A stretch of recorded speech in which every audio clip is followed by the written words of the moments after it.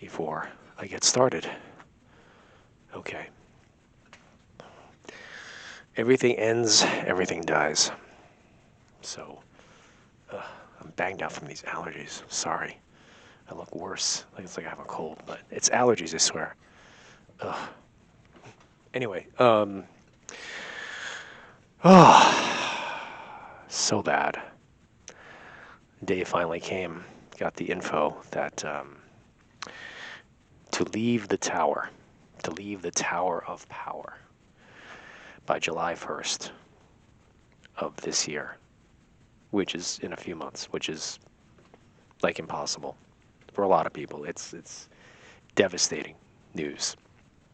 Um, like I got really up, got on a Friday afternoon, and it's just like almost like being like it's like getting fired. It's like they tell you on a Friday, and it's just like well we'll because during the week it's going to be like pandemonium. So it's like at 2 o'clock on a Friday. It's like that's how they fire you. Take your shit and leave. Um, so yeah, that's a big problem. Oh, sorry. Um, yeah, and the problem is as I might have mentioned, is that I was given room to grow, and I grew so very big. Not just me, but a lot of artists here, and there's no way to put the toothpaste back in the toothpaste bottle tube. I have no idea where I'm going to put my stuff. I have no idea. I got thousands of pounds of stuff, metal, steel. I've have tools, and it's like, well, just get a storage. It's like, dude, it's to move all that stuff to a storage warehouse, God knows where in Queens or Brooklyn. I mean, it's like I can't imagine anything more stressful. It's more stressful than moving because it's like crap, and it's not like storage because blah blah blah. It's like um, it's I want to work, and I don't have I don't have a B space. This is the A space. I don't have a B space. I don't have a Z space, and then it's just like I don't have an extra room in my apartment. I have two rooms, and then it's like, well, you got to sacrifice one of the freaking rooms. So like, great. Um, my work is too important, and I am too important of an artist to just be like tossed. So now it's like trying to figure out what to do with all that. Um, so like many of the artists here, some artists are better off than others. Some artists have another studio. To them, this is kind of just like show and tell studio. This is the fun studio. This is like, oh, let me impress my friends and clients by showing them a view of the city. Um, some of us don't. Some of us are in a different tax bracket, and it sucks because years ago, I had an ex-girlfriend who was like telling me that this whole idea of this place was that it was a stepping stone, and that they can take it away from you anytime. And in this time period, in the time that I've been here, I should have succeeded in some way, whether artistically, financially, or both, and been able to afford, sorry, all this construction again on a Saturday freaking morning. They're here. It's like a rolling earthquake. So that the goal was to use this as a springboard, as a stepping stone, whatever metaphor you'd like to use, and have my own space, not rely on this. And I was into that idea. But, you know, things might have been good for a while, and then pandemic and blah, blah, blah, and not being at the tier that I really feel like I should be at, or whatever. Who knows where I should be. And even if it wasn't artistically, at least monetarily. So I don't know what I'm going to do. Um, and I think a lot of artists here don't know what to do, even the ones who have, success and money to spare. They've expanded their footprint because they got permission to do so. And now what?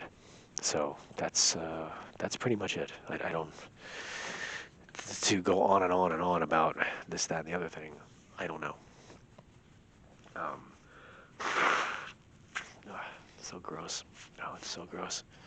Wet, like it's dripping from my nose. And I have to see people today, and I just don't look great. So I'm like trying to like put on a better face. Um, yes, the other point was um, that obviously I was distressed by this news, and I wanted to, get wasted yesterday badly. Uh, my curator buddy, this guy, yeah, my curator, he got a new apartment, and he was throwing a party at his old apartment, because it was empty, and like the landlord said, "Hey, throw a party for yourself, blah blah blah." So he doesn't mess up his new place; he just could mess up the old place because the old one's got to paint anyway. So, and he works at a liquor store, so he had copious amounts of wine. It was like a whole thing. And I told him like I am coming by to get fucked up. Um, and this other guy calls me. This guy that's he's been in recovery for like 20 years. He goes to AA meetings every day. Every day he goes, which is crazy to me. He was like a raver kid from the 90s that never like recovered. So he doesn't drink, he doesn't do drugs anymore. But because he goes to AA every day. That's his support structure. And before, like I haven't talked to him in like weeks. And right before, like I'm like trying to leave this place where I was. He calls me up. He texted me earlier, but I don't even know what that was about, which was weird enough. And then I call him back, and he's like, "Oh, what's going on?" Blah blah blah. And I think he was telling me that he was like hanging out with some girl, and he obviously things didn't go well. So he was kind of upset. I guess he was just reaching out to just talk to somebody. And then he's like, "Oh, you're not drinking. You're doing okay." And I'm like, "Yeah, I'm all right." He's like, if you want to come to a meeting, blah, blah, blah. And he just kind of went on this thing about the meetings and about staying good and not drinking. And I felt so bad about like, because I feel like I was lying to my grandmother. I mean, I never knew my grandmother, but he feels like a grandmother. Like, you know, and it's like, he's like, no, he's like, don't do anything, blah, blah, blah. And I told him about the party. He's like, yeah, just be careful. And I'm like, you know what? I decided not to go to the party, and I decided not to drink. What I did was, of course, is get 3 cans of spray paint and just, graffitied all, like, half the city. That's all I had to do. I just had to commit a crime of some kind, some sort of vandalism. So it's not like I just stayed home and watched TV. I had to, like, go do something awful to kind of excise the feeling. So it's either I turn the gun on myself or I turn it on you. That's how it works. So yeah, so that was the big, that was like the choice, and it was so weird because it was just like, when I got that email about leaving, it was like a gut punch. I freaked out. And I was not in a place where I could freak out, and I was just like, damn, like I really want to express, like I feel very upset. I was very upset, and then coincidentally, then with the party, I was just like, well, here's the great opportunity to kind of just blow off some steam in a big way. But I was supposed to see people today and all this kind of stuff, and I would have definitely been banged out. I got a full night's sleep. I mean, I feel terrible because of these allergies, but I'm not like fighting a hangover. So it's just like a conflict. It's like flipping a coin like repeatedly. That's how it really was. It was like if I wouldn't have got the bad news, maybe I would have went to the party because I felt good. But then I got bad news, which really made me want to go to the party even more. But then this guy calls me just like that one, like, with one fiber of guilt, that one guitar string, like one harp string of guilt, like plucked.